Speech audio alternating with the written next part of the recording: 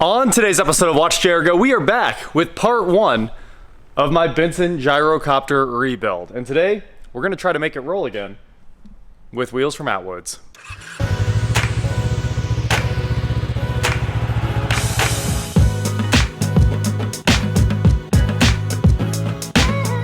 What is going on, guys? I am Watch Chair Go, and like I said, I am here with my $500 helicopter slash gyrocopter. Obviously, we have to call this a helicopter because no one in the general public would ever know what a gyrocopter is. There were 4,000 of these Bensens out there, though, and that's quite a few. And I just suggest don't ever go to gyrocopteraccidents.com or something like that. Google it. I don't actually know the URL, but yeah, don't go there if you ever want to even be remotely interested in these things. They all end with the same result. So I have one, and I'm going to make it run at least. We don't have a rotor for it, so we probably won't be flying it, and it's probably impossible to get a rotor, like it's impossible to get props, and all of this stuff costs way too much, basically. It should cost nothing, but it costs a ton of money for mostly everything on here. For some reason, there's baling wire all over this thing, so I'm starting by just getting rid of all that. I don't know what was going on here, but I don't like it.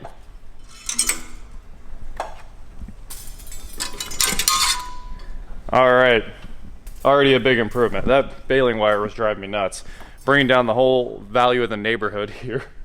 So we have these wheels here, and they are literally wheelbarrow wheels with wheelbarrow tires on them. So I grabbed the numbers off them and Googled it, and it showed me that any Tractor Supply Atwoods should have them. These were $15.99 a piece, and they match those. These are the tube style ones, and these ones had tubes in them as well. You can see the valve stem actually pulling out because that's how the tubes do. So they do sell these in tubeless, but I figured I might as well just match everything that was on this. So I grabbed those. They were dirt cheap, and today we're gonna get off these cool retainers. I'm actually really impressed by the way the super cheap wheels are attached to this. So it has a shaft. The shaft is drilled, and then this stop block goes on, and then it's got a lock nut and a bolt through it, and that is how you attach the wheels to your Bensen. There's a bunch of variations of this, like none of them were ever the same because they're home built in people's garages. But this one was built in Wichita, the aircraft capital of the world, as you know. It pretty much goes Wichita and then Seattle and then overseas. Like that's pretty much it for aircraft builders. So I myself used to build the Citation 10, the greatest personal aircraft in the world, private aviation aircraft. And really one of my only life goals is to buy a Citation 10. I mean, what else is there to do? Aventador, Citation 10. But this guy, I think, did a great job. The rivets are all bucked incredibly well, as all of us aircraft guys know how to do it. You can take a look at all this. It has the zinc oxide or zinc whatever coating on all of the parts. Standard, what are those, BB rivets or something like that. Little guys, but anyway, it's probably built to perfection because this guy knew what he was doing. It wasn't just slapped together like a kit. I mean, it looks like he grabbed all the parts from work. Anyway, back to today's mission. Let's get some wheels and tires on this thing so we can roll it around the shop. It looks like it has nose wheel steering, so once we do that and get the wheel out of the chock, we should be able to turn the tail and maybe drive it around the shop with a little bit of a push. That would be pretty cool. Step one, push your aircraft. And honestly, if you just get a rotor and pull it behind a truck, these things take off. Like, they don't need the engine. You just have to pull them at 45, 60 mile an hour, you know, wherever you want. So I grabbed a little bit of oil. I didn't want to just spray it down with penetrating lube this time, and I just put a couple drops on there. So let's back the nut off, get the bolt out of here, and get these wheels changed out. Well, that's all it's taking. I thought it might fight me a little more than that, but it's coming right off. Unfortunately, I can't use the ratchet end. I guess I could try to just switch ends and maybe it'll fit down there on the bottom. Nope, it won't fit anywhere. Well, the oil sure did its job and this thing came right off. So, kind of impressed that that worked that well. Now the real question is, can we back this? Yeah, look at that. Everything's just coming right off. Good deal. So there is our, there was a washer on there too. Didn't drop anything else. So now we should be able to rock this block right off the end of it. Hey, there it goes. Oh wait, the wheel. The wheel was moving, not the end plate here. Okay, it's coming off. Try not to tear it all up. Look at that. Beautiful. All that old grease become pretty nasty. We'll put this in the parts cleaner. and get it cleaned up. And first, let's get the jack underneath here with a couple blocks of wood and lift this end up. I should also mention this is baling wired to the trailer. It has these nice hold downs. You can see they slide up and down so that he could tension it with that wing nut down there. I'm just gonna go ahead and cut the baling wire it was supposed to have. So this one, you can see, if we wanna pop this off, we just back out that little D-ring and boom. So that's how both sides should be. Unfortunately, that side somehow got baling wire. It even has a spring. This guy really thought this trailer out. It has spring tension so this thing can float a little bit. Well, let's solve this problem. Ooh, I can't cut through him at once.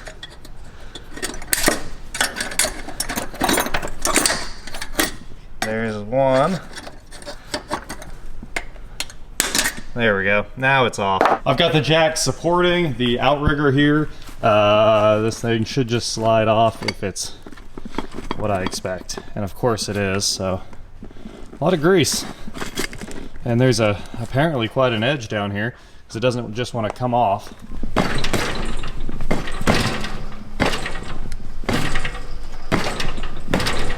I think it's off. There we go. And that brass bushing looks way better than the plastic ones they give you today. So we'll try to reuse that. All right, here's our new wheels. Cut these zip ties off. They come with these, apparently, that allows you to change the hub size. Obviously the bearings do, but, and I think we're gonna have to do exactly that. It does not look like this fits on this at all. So, yep, we're gonna have to change the inserts out. Let's get to it. All right, I'm trying to pull the hub adapters out of the new wheels here. There we go, got one. And then we will just tap in the new ones that actually fit. This is the one that came out of the wheel, way too small. These are the new ones. I think they're 5/8. It tells you what they are. 5/8 bore size and fits 3/4 axle. So, oh, and it comes with oh, these are wheel spacers, I see. So this one has this nice brass bushing instead of a wheel spacer that fits right like that. Very cool. And it goes on here like so, and then your bearing, of course, and then the wheel, and then you fill the thing with grease and you've got a system there. If you don't have that brass one, I guess you can run these nylon wheel spacers. We are definitely gonna run that factory one because it should all be exactly the same size. It's gonna take a lot of grease. You have to completely fill this thing, and then it should apparently push grease out and through this bearing because the bearing doesn't run that well and it's not sealed. Now for the other bearing, we'll just do the old tap tap. Use our handy hammer. We'll just tap our new bearings on. As you can see, the grease zerk just feeds right into the center there. So we will literally be filling this whole thing with grease. It's a lot of grease. All right, we're throwing a little bit of grease in all of our freshly cleaned up parts here. This bushing that spaces out the wheel, it's very nice. This has grease channels and everything. So we'll put it right back the way it was. And then I'm going to try to kind of fill these new bearings with some grease because I don't have a grease gun here and it needs a ton of grease in it. So, all right, well, that's enough for now. Let's slide this thing on. Here we go. Check that out. It's gonna roll. All right, so now that we have the wheel on, get some of this grease back off my hands. I'm gonna go ahead and put on the wheel end lock block here. Axle block, I don't know, whatever you call this. Just slides right on. Everything's been cleaned up in the parts washer. The axle was cleaned with our CRC parts cleaner and degreaser. And of course, wire wheeled the nice aircraft nut and bolts that were used. More grease going in the other new wheel here. And after I try to feed all this in here as much as I can, a little tricky just shoving grease in a little axle hub here. But there we go. I think I succeeded at just that. And there's one side. There's the other. Good enough till we get some real grease in here. Grease up our axle. Throw on our bushing, and just like before, all this was cleaned up in the parts washer, so should be super good to go. Hey, will you jack that up a couple hits? I'm stuck. Keep going, keep going, keep going. That's almost it. Sweet. And again, we'll just slide on our end block, our little end plate here, put our bolt through it. There's a washer that goes on the bottom too, and we are home free. So that is new wheels on the Gyrocopter. Real quick, all the hardware's been cleaned up.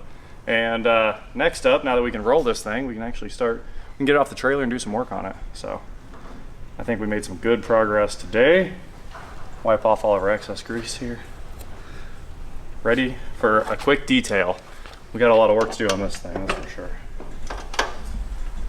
Yeah, what kind of pressure do you think your helicopter runs?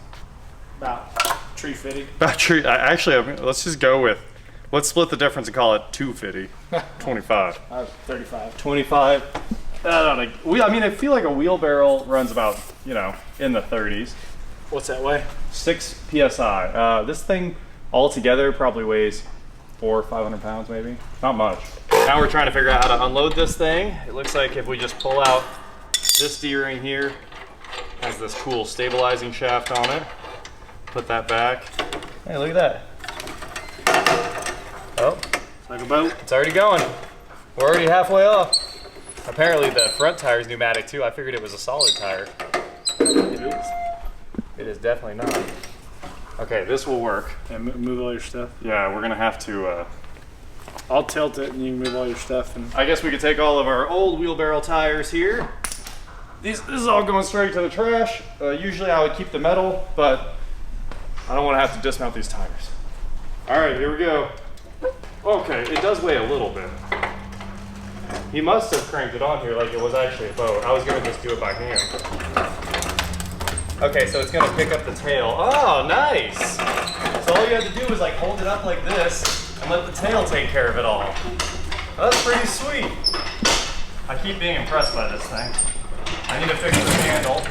The handle's super jacked. There it is. We got a chopper. Get to the chopper! I was waiting for that. I mean, you have to say it nonstop. Wow, it rolls so well. Look at that. All it needed was $15 tires. Let me air this thing up. Take it out for its maiden voyage. Okay, does the nose wheel steering work? What? No, it doesn't. There's no nose wheel. Oh, the wheel's locked up. There it goes. Okay, okay. So, unfortunately, it depends on the tail for the pedals to work. So, I can move the tail, and it is moving this nose wheel. But man, that's janky, because the cables and everything need a lot of adjustment. All right, give me a takeoff speed. I need to achieve 45 mile an hour. It steers! Can it stop? No, there's no brakes. Oh, wait. I got it. It only turns that direction, so I went the wrong way. That's my problem. We're not gonna make it. We don't know what we're gonna do. We don't have this kind of clearance. Yeah. And we sure do. Apparently we're fully cleared for takeoff here. All right, okay. I can steer a little bit. Here we go, we're steering.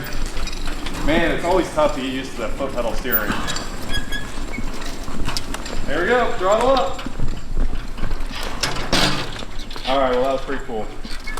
I finally drove my helicopter. I think I'm gonna go home now. I'm pretty tired. I forgot about the back. It needs more weight on the front. Well, there you go. That is how you put new wheels on your Bensen Gyrocopter. And I'm pretty excited about the end result. Got to drive it for the first time. Tail moves. I mean, we're kind of getting stuff sorted out.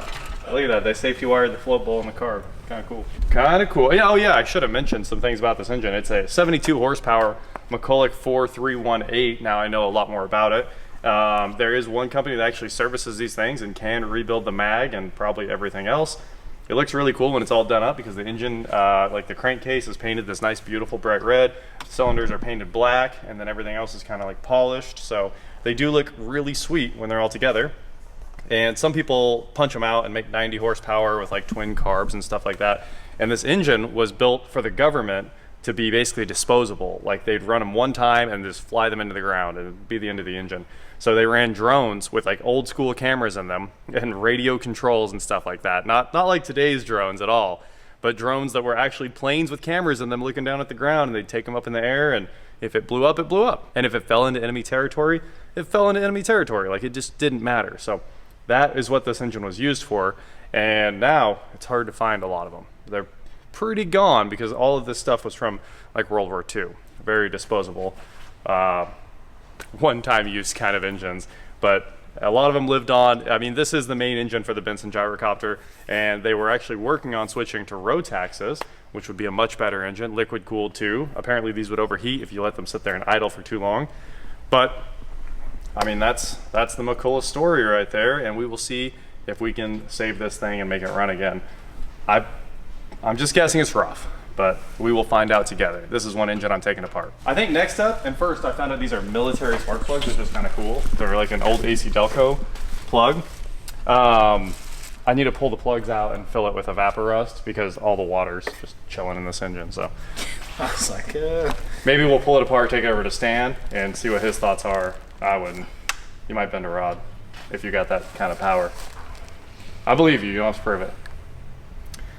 Anyway, that is it for today, guys. That is how you put wheelbarrow wheels, the literal factory replacements on your Bensen Gyrocopter. Pretty sweet. Now we're at least running. And honestly, we don't need too much more because that's all we'll ever probably be able to do because I don't have a rotor. Also, we got all the trash off this thing. we can make a rotor. It's just two pieces of newspaper. Where's the John Deere? It's got 2 blades or what?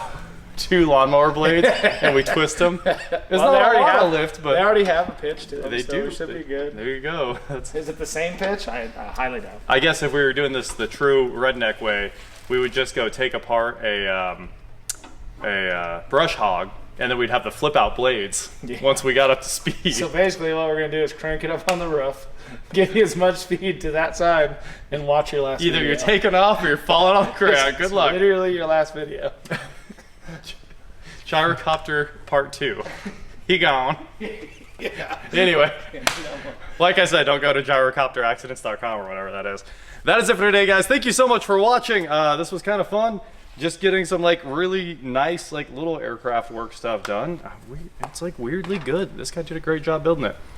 And now we are on to some cars. So like I said, that is it for today, guys. Thank you so much for watching. Don't forget to head on over to shop, watchjrgo.com for cool shirts not like this. And please like, share, subscribe, do whatever you want to do, and I will talk to you next time. I think the nose wheel steering is the next thing because it sure steered, but it doesn't steer that well. And this is all bent up and... Well, I wouldn't expect it to steer too well. Yeah, it has some issues here in the front end. How long was it sitting outside? It was sitting outside forever, dude. Forever. And we got to figure out a seat game because the seat was falling apart as I was going. It was getting worse. The whole thing is stale and crunchy. I honestly think these were like, this was in a real aircraft seat. They looks like the insulation we shove in like the frame of a plane. Sheesh. I don't know, man. That looks like a real aircraft seat. I'm kind of impressed. I mean, going up in the air like that, I'd hope.